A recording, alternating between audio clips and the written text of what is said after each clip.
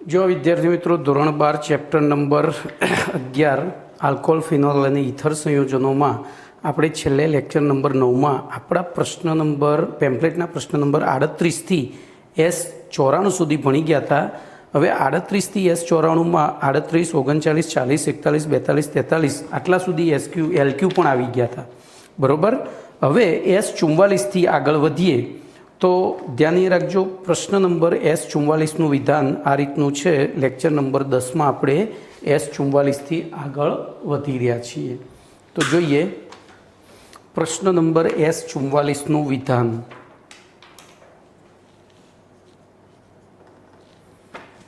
Phenol કરતા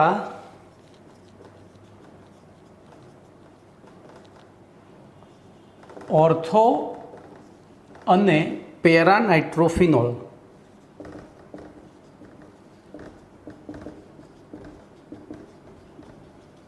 વધુ acidic છે, વધુ એસિડિક છે। આ બાબત તેમના ફિનોક્સાઇડ આયનના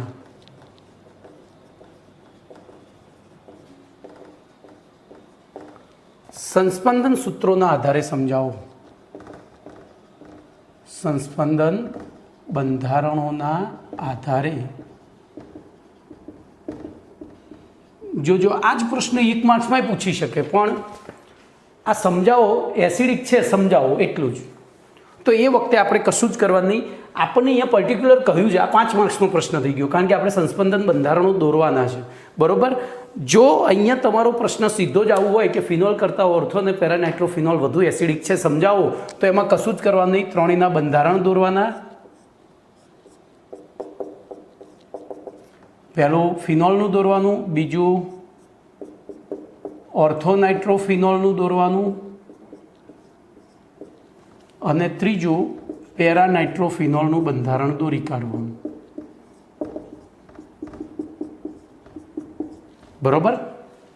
હવે અહીંયા કહેવાનું કે અહીંયા NO2 સમૂહ આકર્ષક સમૂહ છે, અને આકર્ષક સમૂહ હોય એટલે શું થાય, એ ઇલેક્ટ્રોન યુગ્મને પોતાની તરફ આકર્ષે, અને ઇલેક્ટ્રોન યુગ્મને પોતાની તરફ આકર્ષે तो ओ ऊपर इलेक्ट्रॉन घनता घटे है, तेथी H+ मुक्त थवानी एटले छे कि H+ सुधी इलेक्ट्रॉन आ बाजू खेंचाया, अहींया पण खेंचाया, एटले H+ मुक्त थवानी संभावना वधे छे। तेथी फिनोल करता ऑर्थो अने पेरानाइट्रोफिनोल वधु एसिडिक होय छे। बोलो हवे आ बेमां पाछुं वधु एसिडिक कोण होय, तो जो प्रेरक असर छे ने नजीक वधारे थाय तो ऑर्थोनाइट्रोफिनोल वधु एसिडिक पेरानाइट्रोफिनोल करता। ओके, चलो ध्यान अहींया राखजो। हवे एनाथी आगळ जईए तो आपणे तो शेना आधारे समझावानुं छे, तो एमना फिनोक्साइड आयनमा थता संस्पंदन।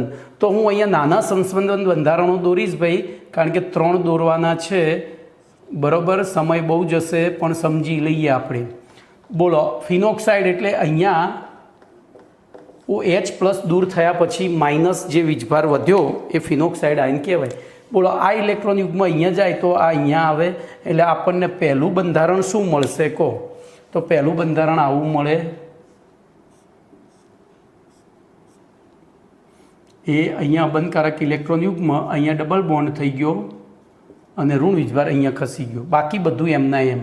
चलो हवे शुं थशे, तो आ इलेक्ट्रॉन अहींया आकर्षाय तो आ अहींया जाए, एटले एवी परिस्थितिमां आपणने बीजुं त्रीजुं बंधारण शुं मळशे,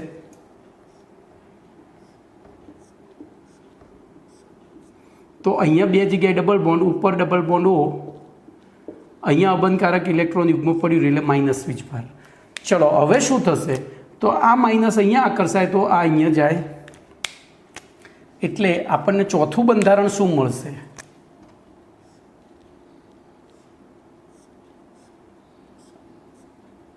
तो अहींया 2 जग्याए डबल बॉन्ड, अहींया डबल बॉन्ड थी ओ अने अहींया अबंधकारक पड्युं रह्युं એટલે माइनस। चलो हवे शुं थशे, तो आ अहींया आकर्षाशे तो आ पाछुं अहींया जतुं रहेशे, सॉरी मारी भूल थई, ए आ पाछुं अहींया जतुं रहेशे। तो एवी परिस्थितिमां आपणने 5मुं बंधारण शुं मळशे, तो 5मुं बंधारण आवुं मळशे। जोजो ए આ 3 જગ્યાએ દ્વિબંધ, અહીંયા સિંગલ બંધ અને પાછું માઇનસ. કમ્પ્લીટ. તો આમ ફિનોલમાં 5 સંસ્પંદન બંધારણ મળ્યા, એટલે કે જલીય દ્રાવણમાં ફિનોલની સ્થિરતા એ ફિનોક્સાઇડ આયનના સંસ્પંદન બંધારણો ઉપર ડિપેન્ડેડ છે. હવે આપણે શું કરીશું, તો હવે અહીંયા NO2 બતાવીશું. ભાઈ હવે જો હું એ બધું દોરવા જઈશ તો તમે કન્ફ્યુઝ, એટલે આપણો સમય બહુ બગડશે. એના કરતાં બેટર છે કે જે જરૂરી છે એ જ વસ્તુ હું ચલાવું. તો ધ્યાન અહીંયા રાખજો, આપણે બહુ ડીપમાં નથી જતા, અહીંયા ધ્યાન રાખજો.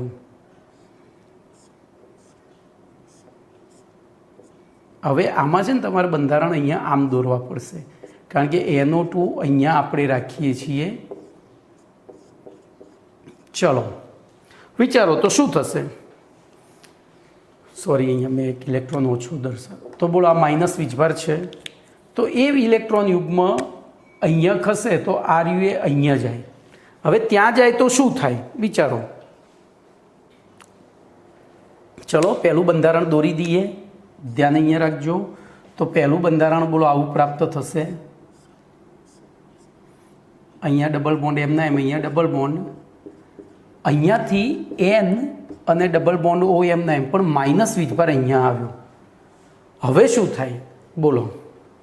તો એ માઇનસ વીજભાર હવે શું કરશે, તો 2 જગ્યાએ જઈ શકે. ધ્યાન રાખજો, અહીંથી આ ઇલેક્ટ્રોન યુગ્મ અહીંયા આવે તો માઇનસ વીજભાર અહીંયા જાય. અહીંયા ઓલરેડી સંસ્પંદન થાય જ છે આ બેમાં, એટલે ત્યાં આપણને 2 નવા બીજા સંસ્પંદન બંધારણો વધારાના મળશે. 2 વધારાના સંસ્પંદન બંધારણો મળશે. ખબર પડી? એટલે પેલામાં 5 હતા, પેલામાં કેટલા હતા? 5. એટલે સોરી, અહીંયા એક વધારાનું સંસ્પંદન બંધારણ, આમ 2 થાય, પણ આપણે એક જ કન્સિડર કર્યું છે અંદર ચોપડીમાં. બરાબર, એક જ કન્સિડર કર્યું છે. કમ્પ્લીટ.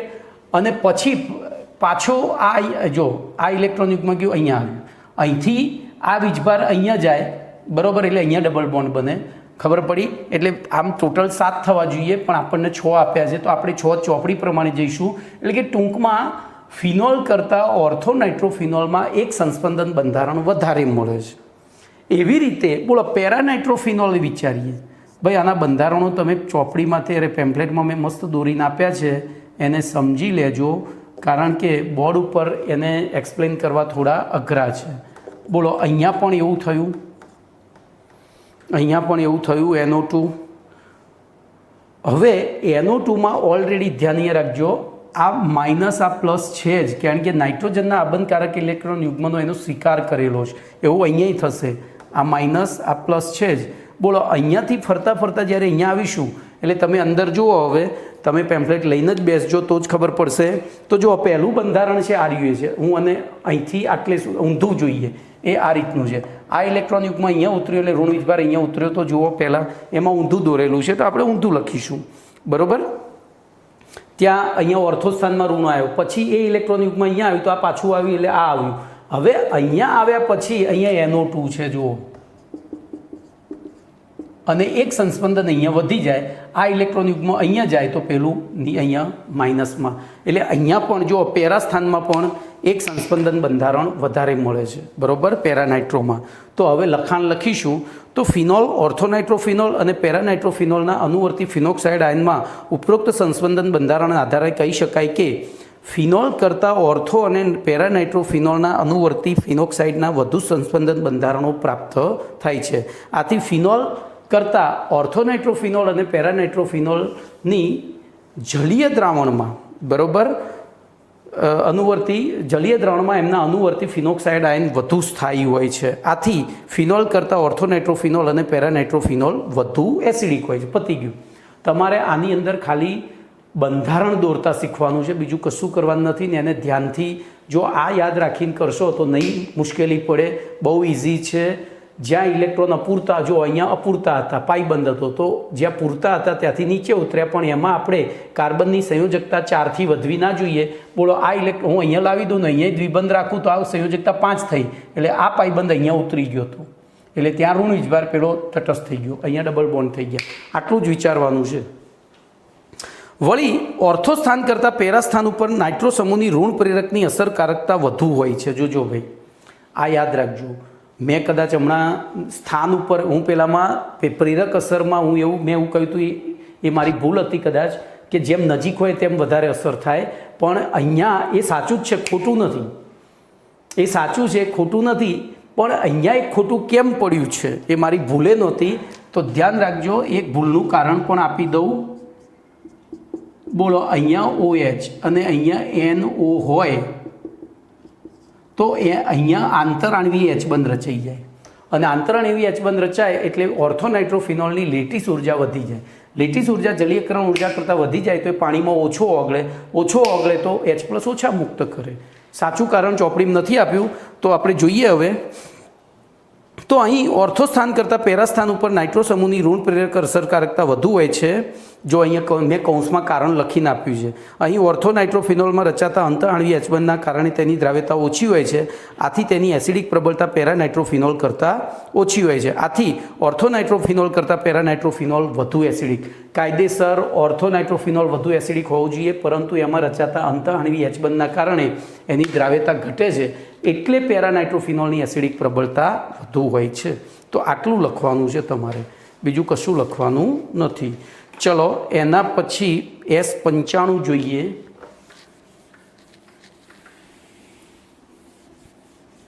S95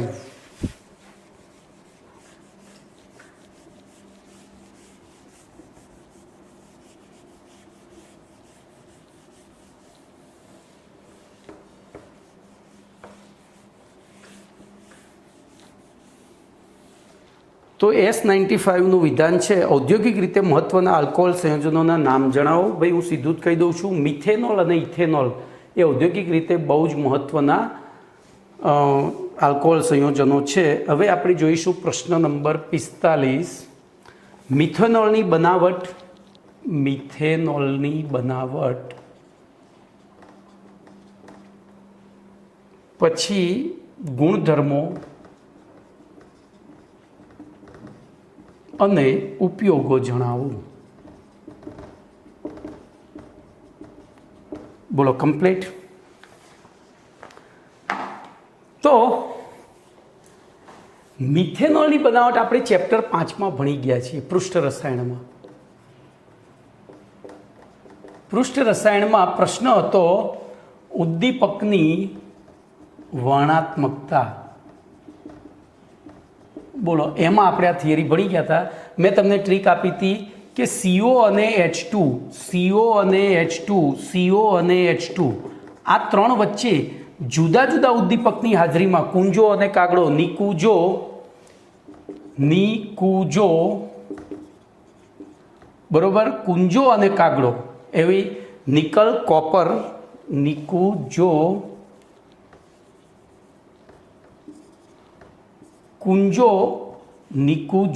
જો વધારાનું તો કુંજો એટલે ZNO અને Cr2O3. બોલો, યાદ આવે છે? તો એમાં મિથેનાલ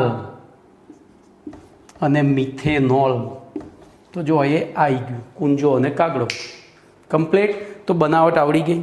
તો ધ્યાન રાખજો, મિથેનોલ જેને કાસ્ટ સ્પિરિટ એટલે કે વુડ સ્પિરિટ તરીકે પણ ઓળખવામાં આવે છે, જેને શરૂઆતના સમયમાં લાકડાના વિભંજક નિસ્યંદન દ્વારા મેળવવામાં આવતું હતું, એટલે એને વુડ સ્પિરિટ કહેતા હતા.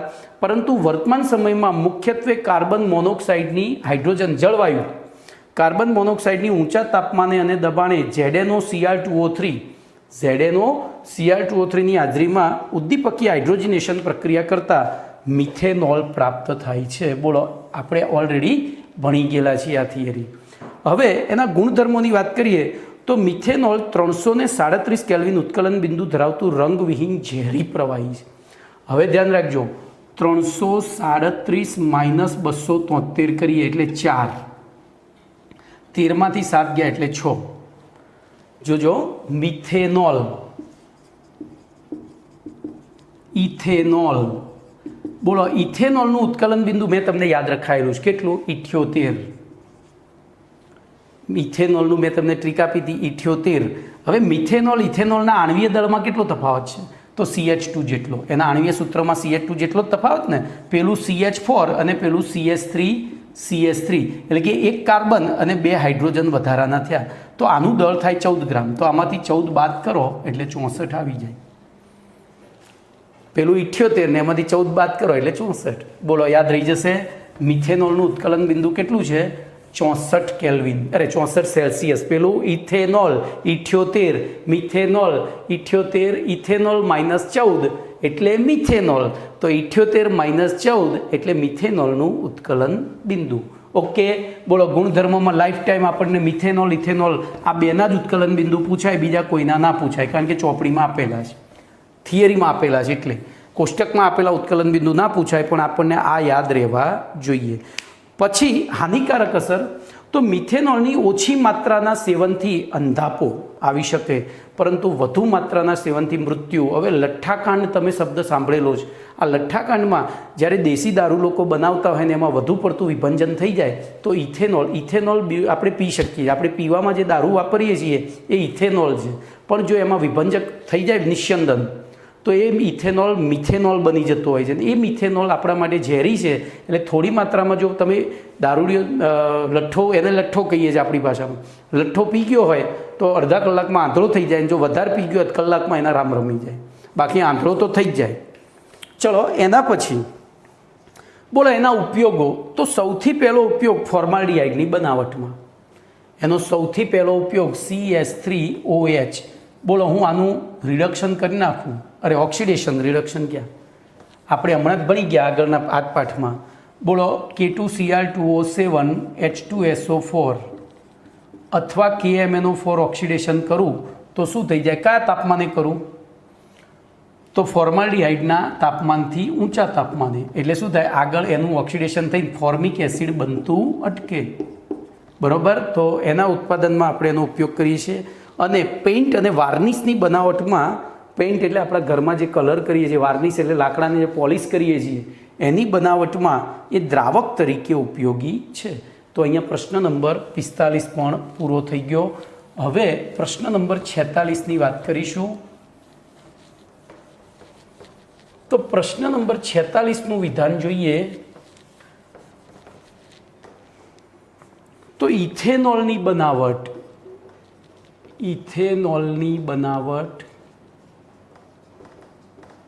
ગુણધર્મો અને ઉપયોગો. ગુણધર્મો, બનાવટની રીતો અને તેની મર્યાદા. ધ્યાન રાખજો, બનાવટની રીતો અને તેની મર્યાદા, પછી ગુણધર્મો અને ઉપયોગો જણાવો. આવો પ્રશ્ન છે. તો ધ્યાન અહીંયા રાખજો.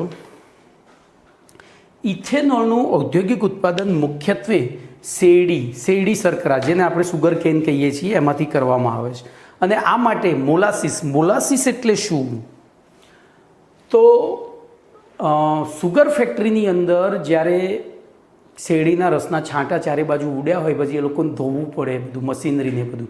એ ધોયા પછી જે કાળા કલરનો ઘટ્ટ રગડો નીકળે, કચરો છે એક પ્રકારનો, જેની અંદર સુક્રોઝ હોય જ, જેની અંદર ખાંડનું પ્રમાણ હોય છે, એને મોલાસીસ કહેવાય. પછી શેરડી અથવા દ્રાક્ષમાં રહેલા ફળોદી શર્કરાનું ઇન્વર્ટેજ વડે આથવણ કરવાથી આપણને પહેલાં ગ્લુકોઝ અને ફ્રુક્ટોઝ મળે છે, અને ત્યારબાદ આ ગ્લુકોઝ અને ફ્રુક્ટોઝનું ઝાયમેજ વડે, તો ધ્યાન રાખજો આપણે એની બનાવટ સીધી જ લખી નાખીએ. બોલો C12H22O11 એટલે કે સુક્રોઝ. આપણને આ સુક્રોઝ ક્યાંથી પ્રાપ્ત થાય? તો શેરડીમાંથી, બીટમાંથી, પછી ફળોમાંથી, દ્રાક્ષમાંથી વગેરે. તો એનું આપણે ઇન્વર્ટેજ વડે જળ વિભાજન કરીએ, એટલે કે આથવણ કરીએ, પાણી અને ઇન્વર્ટેજ. તો એમાંથી C6H12O6 વત્તા C6H12O6 બેનું અણુસૂત્ર સમાન છે પણ બંધારણ જુદા છે. એટલે એકનું નામ ગ્લુકોઝ, એક ફ્રુક્ટોઝ. જો આ પ્રક્રિયા બેલેન્સ કરીએ તો કાર્બન 6 દુ 12 થઈ ગયા. હાઇડ્રોજન તો 22 ને 2 24 છે, આ પ્રક્રિયા ગણાય તો 12 દુ 24 થઈ ગયા. ઓક્સિજન 11 ને 1 12 છે તો 6 દુ 12 થઈ ગયા. એટલે કે પાણીનો એક અણુ બે જગ્યાએ વેચી જાય છે. હવે આ ગ્લુકોઝ કે ફ્રુક્ટોઝનું, એટલે કે C6H12O6 એટલે કે ગ્લુકોઝ અથવા ફ્રુક્ટોઝનું, બોલો શું કરીશું? તો ફરીથી ઝાયમેજની હાજરીમાં આથવણ કરીએ. ઝાયમેજની હાજરીમાં આથરણ કરીએ ત્યારે C2H5OH અને CO2 મળે છે. આ CO2 વાતાવરણમાં ઉડી જાય અને આપણને હવે આને બેલેન્સ કરીએ તો બોલો C6H5 છે એટલે અહીંયા હું 3 મૂકવું પડે, 3 C2H5, પછી હાઇડ્રોજન 12 ને 2 14 તો 5 દુ 10 થયા, 5 દુ 10, 10 ને 3 13 થયા, અરે 5 તરી 15 ને 3 18 થયા. ખબર પડી? 5 ને 1 6, 6 તરી 18, અહીંયા તો 12 જ હતા એટલે 18 કરવા માટે અહીંયા મારે 3 વડે ગુણવા પડશે.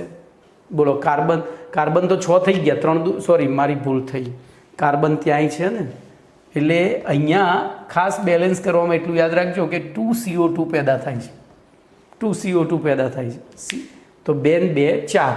ચલો હાઇડ્રોજન 12 તો પહેલાં આપણે ઓક્સિજન લઈ લઈએ તો ઓક્સિજન 2 દુ 4 ને 1 5 તો અહીંયા 6 છે. ખબર પડી? તો અહીંયા તમારે બેલેન્સ કરવું પડશે તો 2 2 2 2 લઈ લેવાના, આ બંને 2 2 અને 2 કરવા માટે તમે અહીંયા બગડો મૂકવો પડશે તો બેલેન્સ થશે. કમ્પ્લીટ. તો 2C2H5OH પ્લસ 2CO2, C2H5OH ગણીએ તો બોલો કાર્બન 6 થઈ ગયા, સોરી હજુ ભૂલ થાય છે, કાર્બન 6 તો 2, હા હવે 6 થયા, 2 દુ 4 ને 2 6, પછી હાઇડ્રોજન તો 12 તો 5 ને 1 6, 6 દુ 12 થઈ ગયા, ઓક્સિજન 6 તો 2 દુ 4 ને, તો અહીંયા પાણીની જરૂર પડશે નહીં, ખાલી વિઘટન જ થાય છે, બરાબર? એટલે કે C2H5OH અને CO2. તો આ એની બનાવટની રીત થઈ. હવે ધ્યાન રાખજો, પીણા તરીકે ઇથેનોલ જે દારૂ છે એની બનાવટની રીત થઈ. આ તો કોમન વાત કરી. હવે દારૂ બનાવવા માટે શર્કરાના સ્ત્રોત તરીકે પાકી દ્રાક્ષનો ઉપયોગ કરવામાં આવે છે, કારણ કે પાકી દ્રાક્ષમાં લગભગ 20 થી 25% ગ્લુકોઝ હોય છે. હવે પીણામાં જે દારૂ વપરાય ને અહીંથી બનાવટ શરૂ થાય, ઉપરનું સ્ટેપ નહીં, બરાબર? 20 થી 25% ગ્લુકોઝ હોય છે. આ દ્રાક્ષ પાકી જાય ત્યારે તેની બાહ્ય સપાટી ઉપર ઈસ્ટ ઉત્પન્ન થાય, ઈસ્ટ નામની ફૂગ, અને આથી દ્રાક્ષને હવાની ગેરહાજરીમાં કચરવામાં આવે ત્યારે ગ્લુકોઝ અને ઈસ્ટ એકબીજાના સંપર્કમાં આવે છે. આથી અજારક પરિસ્થિતિમાં ગ્લુકોઝનું આથવણ થઈ કાર્બન ડાયોક્સાઇડ અને ઇથેનોલ ઉત્પન્ન થાય છે. કમ્પ્લીટ. ચલો હવે મર્યાદા. તો ઇથેનોલની બનાવટની ઉપરોક્ત બંને રીતોમાં પ્રક્રિયા મિશ્રણમાં, આ બંને રીતો જે છે એમાં પ્રક્રિયા મિશ્રણમાં ઇથેનોલનું પ્રમાણ ફક્ત 14% જ હોય. કેટલું? 14% જ. બાકી બધો કચરો હોય છે, એટલે કે 14% જ આપણને ઇથેનોલ મળે છે. હવે એ જો 14%થી વધારે થઈ જાય તો શું થાય? તો એ ઝાયમેજની પ્રક્રિયાને અવરોધે છે, એટલે કે ઝાયમેજને એનામાં વગાડી દે, એટલે ઝાયમેજની ક્રિયાને અવરોધે. તો એવી પરિસ્થિતિમાં પ્રક્રિયા ધીમી પડી જાય. આથી ઉપરોક્ત પ્રક્રિયા દરમિયાન પ્રાપ્ત થતા પ્રક્રિયા મિશ્રણમાં ઇથેનોલનું પ્રમાણ 10%થી ઓછું રહે એવું, એટલે કે એની અંદર પાણી પહેલેથી જ એટલું બધું નાખવાનું કે ઇથેનોલનું પ્રમાણ 14% જેટલું ના પહોંચે, નહીતર એ ઝાયમેજની પ્રક્રિયાને અવરોધે છે. ચલો, જો આ પ્રક્રિયા મિશ્રણમાં હવામાંનો ઓક્સિજન ભળી જાય, પાછું જો બંધ પાત્રમાં કરવી પડે, હવામાંનો ઓક્સિજન ભળી જાય તો શું થાય? તો ઇથેનોલનું ઓક્સિડેશન થઈ અને ઇથેનોઇક એસિડ બની જાય છે. ઇથેનોઇક એસિડ બની જાય છે, એટલે કે આ પ્રક્રિયા હવાની ગેરહાજરીમાં કરવી અનિવાર્ય છે. ગુણધર્મોમાં મેં તમને હાલ એક ગુણધર્મ કહી દીધો કે તેનું ઉત્કલન બિંદુ 78°C છે, તે રંગવિહીન પ્રવાહી છે. અને ઉપયોગો તો એ પણ દ્રાવક તરીકે અને કાર્બનિક સંયોજનોની બનાવટમાં. પછી ઇથેનોલ નશા પ્રેરક પીણા તરીકે, એટલે ઇથેનોલનો ઉપયોગ તો કોઈને શીખવાડવા જેવો છે નહીં, બરાબર? કારણ કે એ બગાડે ઉપરથી, પણ તોય ભણવું તો પડશે. નશા પ્રેરક. ચલો, એના પછી S96. તો આલ્કોહોલનું વિકૃતિકરણ એટલે શું? આલ્કોહોલનું વિકૃતિકરણ એટલે શું? તો હાલ આપણે ભણી ગયા કે ઇથેનોલ, જો મિથેનોલ ઝેરી છે એટલે એનો કોઈ પીણા તરીકે ઉપયોગ નથી કરતું, પણ ઇથેનોલ એ નશા પ્રેરક છે અને બિનઝેરી છે. એટલે લોકો તો જ્યાં જ્યાં ઉદ્યોગોમાં આ ઇથેનોલ વપરાતો હોય, બોલો એ કારીગરો શું કરે? તો બોલો એ પી જાય ને, ઘરે લઈ જાય ને એનું નશા પ્રેરક. તો ત્યાં ઉદ્યોગોમાં એ લોકો આનો પીણા તરીકે ઉપયોગ ન કરે એ માટે એને ઝેરી બનાવવું પડે. હવે ઝેરી બનાવી એવું ઝેર નાખે કે જેથી કરીને પીવાવાળાને ખબર ના પડે કે આની અંદર ઝેર છે, તો પાછો મરી જાય. તો એમાં રંગીન ઝેર નાખવામાં આવે. અને એ રંગીન ઝેર તરીકે જનરલી કોપર સલ્ફેટ નાખવામાં આવતું હોય છે. કયું? Copper sulphate. અને દુર્ગંધયુક્ત બનાવવા માટે એમાં થોડું પિરિડીન. જોજો, જે ઇથેનોલ બન્યો છે ઉદ્યોગોમાં વપરાયો, જો ચોખ્ખો મોકલે તો કારીગરો પી જાય. તો એવી પરિસ્થિતિમાં એમને પીતા અટકાવવા માટે અને ઔદ્યોગિક ઉત્પાદન ઘટે નહીં એ માટે એ ઇથેનોલની અંદર કોપર સલ્ફેટ નાખે એટલે વાદળી રંગનું થઈ જાય. અને બીજું, એમાં ગંધ આવે. ગંધ એટલી ખરાબ, પીડીને તમારા હાથે લાગ્યું હોય ને તો ઘેર આવીને સડેલી માછલી જેવી સ્મેલ આવે. ઘરે આવીને તમે હાથથી ખાઈ ના શકો એમ, એટલી ખરાબ સ્મેલ. તો એ પિરિડીન એમાં ઉમેરવામાં આવે છે. આ ક્રિયાને આલ્કોહોલનું વિકૃતિકરણ કહે છે. ચલો, એના પછી 47મો પ્રશ્ન છે. ભાઈ, આ બધા નાના પ્રશ્નો છે જે તમારે ખાલી મને સાંભળવાનો છે. બોલો, 100% શુદ્ધ ઇથેનોલ, 100% શુદ્ધ ઇથેનોલની પ્રાપ્તિની રીત જણાવો. બોલો, શું કરીશું? તો 100% શુદ્ધ ઇથેનોલ મેળવવા માટે તો શર્કરાની આથવણ પ્રક્રિયા દરમિયાન પ્રાપ્ત થતા આથવણ મિશ્રણમાં ઇથેનોલનું પ્રમાણ હમણાં ભણી ગયા એ પ્રમાણે લગભગ કેટલું હોય છે? 10%. બરાબર. જો 14% રાખીએ, 10%થી વધારે એટલે કે 14%થી વધી જાય તો એ પાછું પોતે જ પોતાની પ્રક્રિયાને અવરોધે, પેલા જાયમેદને ઓગાળી દે એટલે જાયમેદની ક્રિયાવિધિ અટકી જાય. પણ એવું ન થાય એટલે આપણે એને 10% જેટલું રાખીએ છીએ. આથી આથવણ પછી જે મિશ્રણ મળે છે એનું આપણે નિસ્યંદન કરીએ. જોજો, આથવણના અંતે 10% ઇથેનોલનું દ્રાવણ મળે છે. બોલો, એનું નિસ્યંદન કરીએ તો નિસ્યંદન કરીએ એટલે 95%, એટલે બધું પાણી ઉડી જાય, ઇથેનોલનું મિશ્રણ દ્રાવણ મળે. હજુ આપણે તો 100% જોઈએ છે. તો બોલો, 100% કરવા માટે શું કરીશું? તો આને તમે નિસ્યંદન કરો ને એટલે 95% પાણી અને 5% પાણીનું મિશ્રણ મળે. આને એઝિયોટ્રોપિક મિશ્રણ કહે છે. બીજા પાઠમાં આવી ગયું એઝિયોટ્રોપિક મિશ્રણ. એને આપણે કોઈપણ રીતે નિસ્યંદન દ્વારા તો અલગ કરી શકતા નથી, તો ત્યાં આપણે મેમ્બ્રેન ટેકનોલોજીનો ઉપયોગ કરીએ છીએ. મેમ્બ્રેન ટેકનોલોજી એટલે કે આપણા ઘરમાં જે આરઓ પ્લાન્ટ વપરાય છે, રિવર્સ ઓસ્મોસિસ, એના આધારે આપણે એમાંથી પાણીને કાઢી લઈએ છીએ. તો ખાલી એક જ વાતમાં લખવાનું છે, મેમ્બ્રેન ટેકનોલોજી દ્વારા શુદ્ધિકરણ કરતાં 100% શુદ્ધ ઇથેનોલ પ્રાપ્ત થાય છે. ચલો, વર્તમાન સમયમાં ઇથેનોલની બનાવટની રીત જણાવો. પ્રશ્ન નંબર S97. વર્તમાન સમયમાં બોલો ઇથેનોલના ઔદ્યોગિક અથવા તો બનાવટની રીત. તો ઇથિનના જલીયકરણ દ્વારા ઇથેનોલ બનાવવામાં આવે છે. ઇથિનના જલીયકરણ દ્વારા, આથવણ દ્વારા આપણે નથી બનાવતા કારણ કે મોંઘો પડે. ખાંડ અને ગોળને કચરામાંથી બનાવે પાછા દેશી દારૂ, પણ જે પ્યોર આપણે પીવામાં જે વપરાય છે અથવા તો ઉદ્યોગોમાં વપરાય છે. બોલો, આની પાણી સાથે પ્રક્રિયા કરીએ સાંદ્ર સલ્ફ્યુરિક એસિડની હાજરીમાં તો પાઇબંધ તૂટે, એક બાજુ H જાય ને એક બાજુ OH જાય. બોલો, કમ્પ્લીટ. તો આ થઈ એની વર્તમાન પદ્ધતિ ઇથેનોલ બનાવવાની. ચલો, એના પછી હવે પાઠનો અંત તરફ જઈ રહ્યા છીએ. ઇથર સંયોજનો આવ્યા. તો સૌથી પહેલું બોલો, આલ્કોહોલની નિર્જલીકરણ પ્રક્રિયાની અગત્યતા જણાવો. જોજો, ઇથર સંયોજનોમાં પણ આપણે ઘણું બધું શીખવાનું મળે છે. ઇથર સંયોજનોમાં પણ ઘણું બધું શીખવાનું મળે છે. તો જોઈએ, આલ્કોહોલની નિર્જલીકરણ પ્રક્રિયા. પ્રશ્ન નંબર 48. આલ્કોહોલની નિર્જલીકરણ પ્રક્રિયાની અગત્યતા જણાવો.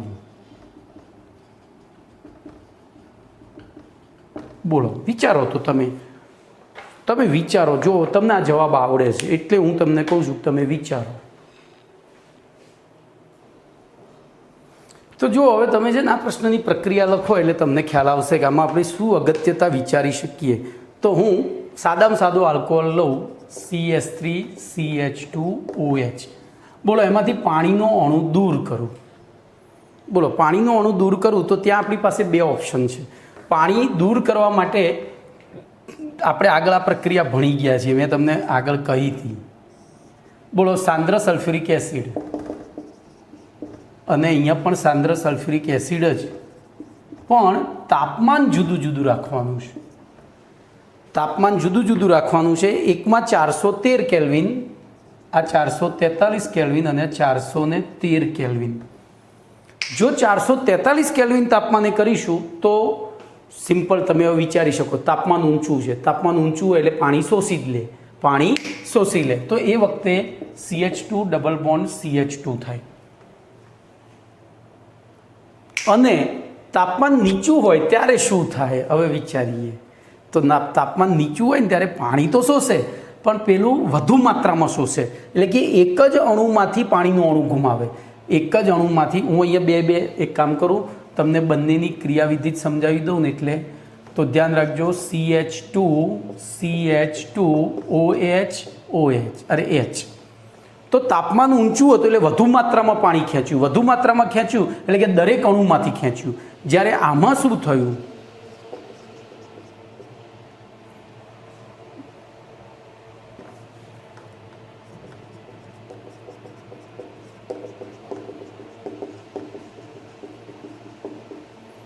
તાપમાન ઊંચું છે તેથી વધુ માત્રામાં નિર્જલીકરણ થાય, એટલે કે દરેક અણુ પાણી ગુમાવે છે। જો બોલો, તાપમાન નીચું છે આથી બોલો ઓછી માત્રામાં નિર્જલીકરણ થાય,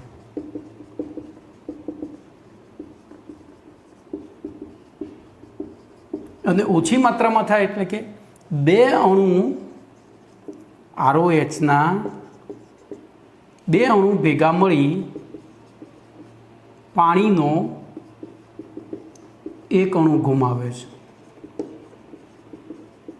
બોલો, તો બે અણુ ભેગા મળી પાણીનો એક અણુ ગુમાવે તો શું બને?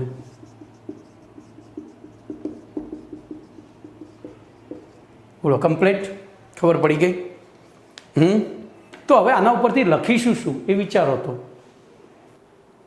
તો બોલો શું લખીશું હવે? તો લખાણ ચોપડી પ્રમાણે આપણને કન્સેપ્ટ ક્લિયર થઈ ગયો કે ભાઈ ઊંચા તાપમાને આ 443 એટલે કેટલું થાય ખબર છે? 170 સેલ્સિયસ। અને આ થયું એમાંથી કેટલું ઓછું થયું બોલો?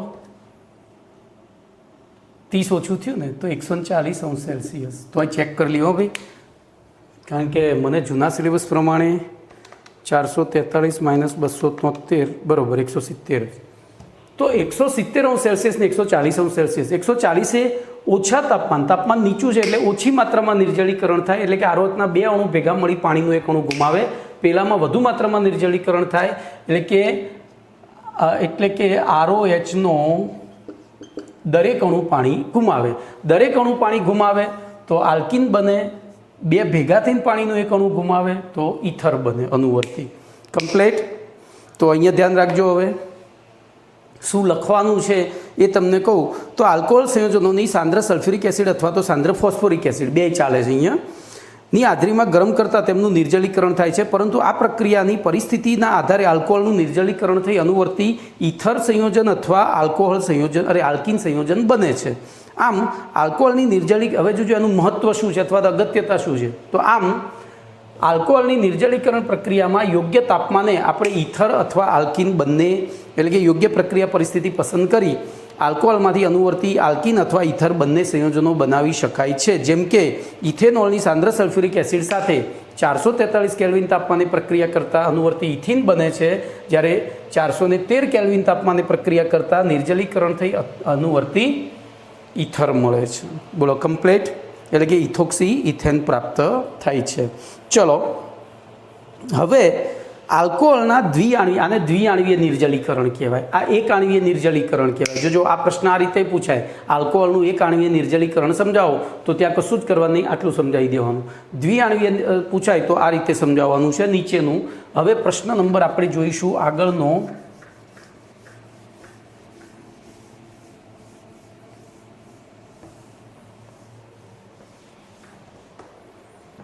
તો પ્રશ્ન નંબર 49 જોઈએ। આલ્કોહોલના દ્વિઆણવીય નિર્જલીકરણ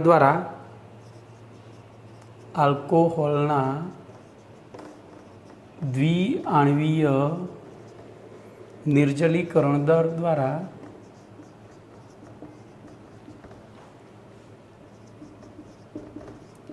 ઈથરની બનાવટ અને તેની મર્યાદા જણાવો. બરોબર, તો ધ્યાન રાખજો. આપણે હાલ પ્રક્રિયા તો ભણી ગયા. હવે આપણે ફરીથી એ પ્રક્રિયા લઈએ. બોલો, CH3CH2OH plus HOCH2CH3 સાંદ્ર H2SO4 170°C એટલે કે 443 કેલ્વિન. હવે બોલો, પ્રક્રિયાની શરૂઆત ક્યાંથી થાય? અહીંથી થાય. પ્રક્રિયાની શરૂઆત ક્યાંથી થાય? અહીંથી થાય. તો એ શું કરશે? બોલો, તો H પ્લસ છૂટો પડ્યો. વિચારો તમે. તો H પ્લસ છૂટો પડે તો એ હુમલો આ બેમાંથી એક અણુ ઉપર કરે. અહીંયા કર્યો. બોલો, OH લઈને જતો રહ્યો. હું પછી ક્રિયાવિધિ સમજાવું છું. OH લઈને જતો રહ્યો એટલે આ ધનવીજભારિત બન્યું.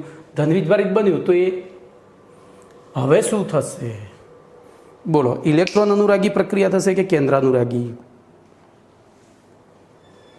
તો તમે એવું વિચારશો કે સાહેબ કેન્દ્ર અનુરાગી થશે, પણ અહીંયા ઇલેક્ટ્રોન અનુરાગી થશે કારણ કે અહીંયા ધનવીજભાર પેદા થયો ને. પણ વાસ્તવમાં આ SN2 પ્રક્રિયા છે, એટલે કે કેન્દ્રાનુરાગી વિસ્થાપન પ્રક્રિયા છે. તો આપણે પહેલું પરિચયમાં લખીશું, આલ્કોહોલના દ્વિઆણવીય નિર્જલીકરણ દ્વારા ઇથરની બનાવટની પ્રક્રિયા એ દ્વિઆણવીય કેન્દ્રાનુરાગી વિસ્થાપન પ્રક્રિયા છે, SN2 પ્રકારની. આ પ્રક્રિયાની સમજૂતી નીચે પ્રમાણે આપણે આપી શકીએ છીએ. તો એના તબક્કા જ સમજવાના છે. તો સૌથી પહેલો તબક્કો ધ્યાન અહીંયા રાખજો. બોલો, આપણે ઇથેનોલના પહેલા અણુ ઉપર H પ્લસે હુમલો કર્યો. એસિડના H2SO4ના આયનીકરણથી જે H પ્લસ ઉત્પન્ન થયો હતો એને આ અબંધકારક ઇલેક્ટ્રોન યુગ્મને પોતાની તરફ આકર્ષ્યા. બોલો, પહેલા તબક્કો, આ તબક્કો 1 છે. બોલો, તબક્કા 1માં શું બન્યું? બોલો, આને પ્રોટોનેટેડ આલ્કોહોલ કહેવાય.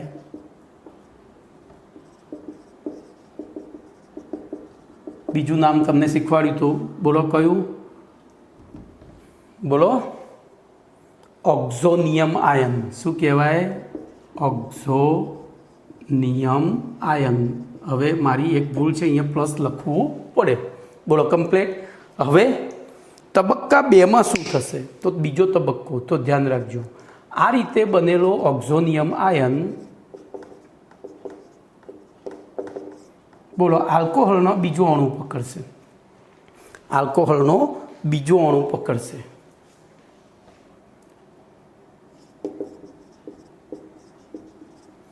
બોલો, હવે તો બીજા અણુમાં શું થશે? બોલો, આ ધનવીજભાર ક્યાં આકર્ષાય? આ ઋણવીજભાર તરફ આકર્ષાય. હવે જો અહીંથી આ બંધ બને તો શું થાય? બરાબર, હું તમને છે ને ઊભા રહેજો, હું ચોપડી પ્રમાણે સમજાવું એટલે તમને વધારે ખ્યાલ આવે. થોડું નીચું લેવું પડશે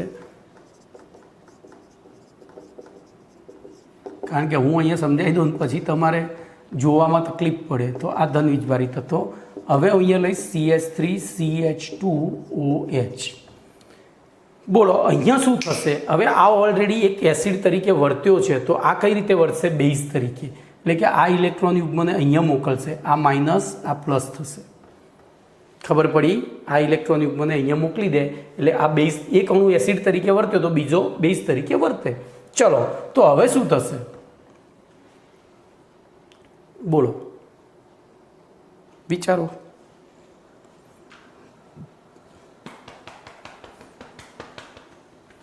અરે કેમ આમ ઊભા રહો? હજુ હું કન્ફ્યુઝ થઉં છું. તમારી રીતે શીખવાડવામાં જાઉં છું, મારી રીતે એમાં ચોપડીની રીત જતી રહે છે. રીત સાચી છે, ખોટી નથી. આપણે અહીંયા ધ્યાન રાખો, ચોપડી પ્રમાણે જ જઈએ. CH3CH2OH પ્લસ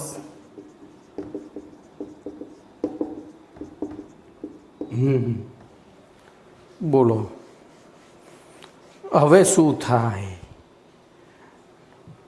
તો આમાં એક સ્ટેપ ચોપડીમાં ઘટાડ્યું છે. બોલો, આ અસ્થાયી હોય, અહીંયા હું અસ્થાયી લખી દઉં. સ્થાયી બનવા માટે શું કરશે? આ અહીંયા પ્લસ હતો તો આ ઇલેક્ટ્રોન યુગ્મ અહીંયા લઈ લે, પ્લસ અહીંયા શિફ્ટ થઈ ગયો, પ્લસ અહીંયા શિફ્ટ થયો, એની સાથે સાથે બોલો અહીંયા બંધકારક ઇલેક્ટ્રોન યુગ્મ છે, અહીંયા આકર્ષાયા. તો બીજા તબક્કાના અંતે આપણને શું મળશે? તો આ તો દૂર થઈ ગયો. ધ્યાન એ રાખો, હું એક સ્ટેપ વધારું છું, મારે તમને ડિટેલમાં જ સમજાવવું છે. આ બન્યા પછી તો આપણે અહીંયા જ લખી નાખીએ ને.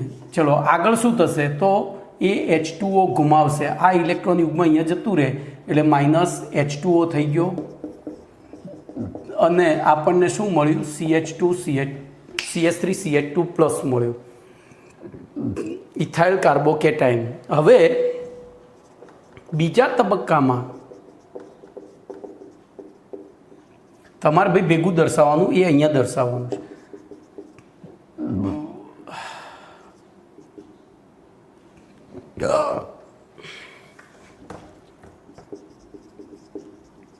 બોલો અહીંયા ધન વીજભાર હતો, આ અહીંયા આકર્ષાયો તો આપણને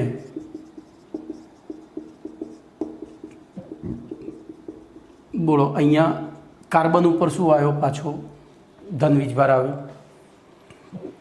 કાર્બન ઉપર શું આવ્યો? ધન વીજભાર આવ્યો. તો સ્ટેપ 3માં શું થશે?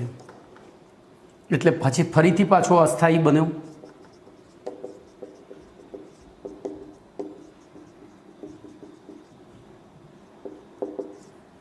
તો આ ઇલેક્ટ્રોન યુગ્મ લઈ લેશે એટલે કે H પ્લસ પાછો મુક્ત કરી દેશે.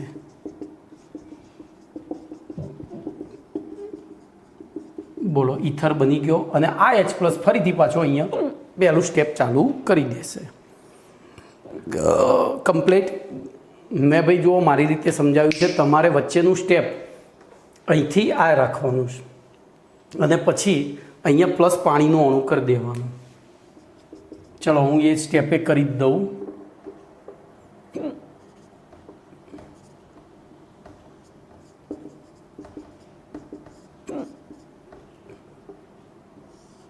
કમ્પ્લીટ.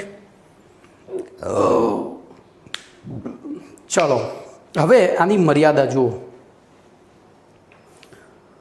તો મર્યાદામાં અહીંયા ભાઈ બધાના નામ તમારે લખવાના છે. આ પ્રોટોનેટેડ ઇથર કહેવાય, આ જે બન્યું એ પ્રોટોનેટેડ ઇથર કહેવાય, આ પ્રોટોનેટેડ આલ્કોહોલ કહેવાય અથવા ઓક્ઝોનિયમ. આ બંનેને ઓક્ઝોનિયમ આયન તો કહેવાય છે અને ઓક્સિજન ઉપર ધન વીજભાર છે એટલે બંને કેવા હોય? અસ્થાયી હોય.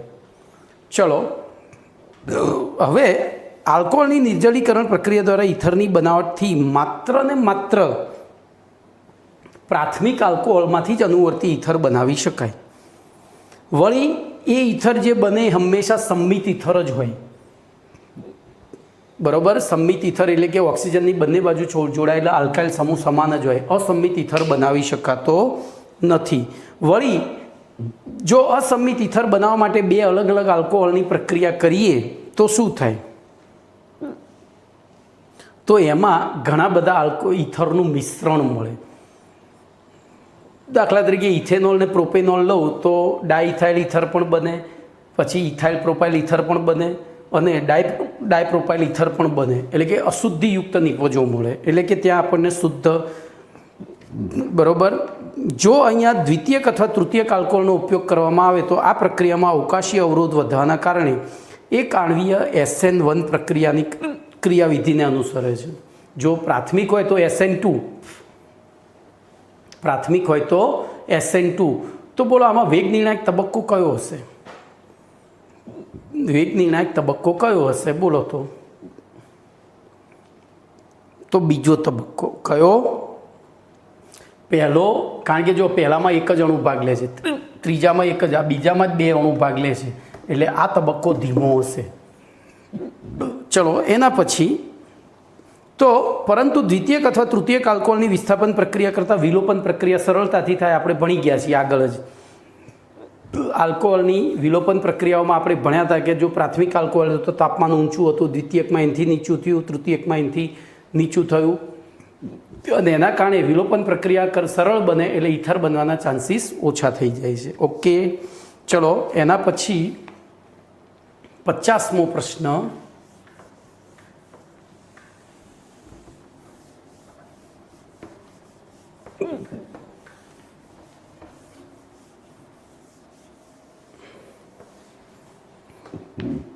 પ્રશ્ન નંબર 50, અસંમિત ઇથરની બનાવટ